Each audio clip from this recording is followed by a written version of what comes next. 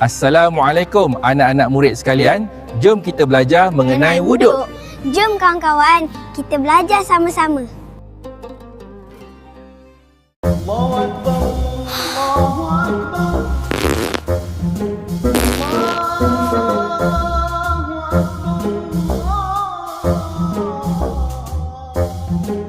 Adam dah ambil wuduk?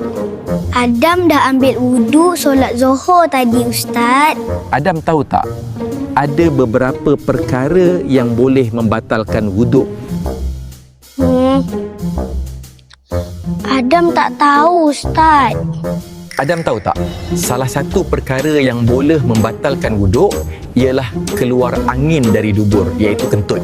Alamak, malunya Adam. Awak semua pun dengar ke Adam kentut tadi? Tak apa, jangan malu. Adam kan tak sengaja. Jom Ustaz terangkan beberapa perkara yang boleh membatalkan solat.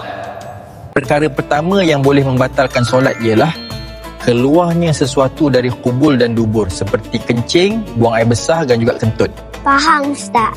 Perkara kedua yang boleh membatalkan solat ialah tidur dengan posisi punggung yang tidak tetap. Bersentuhan antara lelaki dan wanita. Antaranya lagi, salah satu perkara yang membatalkan solat ialah hilang akal seperti mabuk dan pitam. Oh, macam tu ke, Ustaz? Ya, betul Adam. Akhir sekali, perkara yang boleh membatalkan wudu ialah menyentuh kubul dan dubur dengan tapak tangan. Jadi Adam, jelas tak apa yang Ustaz terangkan? Jelas, Ustaz. Sekarang Adam dah faham mengenai perkara-perkara yang boleh membatalkan solat. Kawan-kawan pun dah faham kan apa yang Ustaz ajar tadi? Kalau dah faham, sebut Alhamdulillah.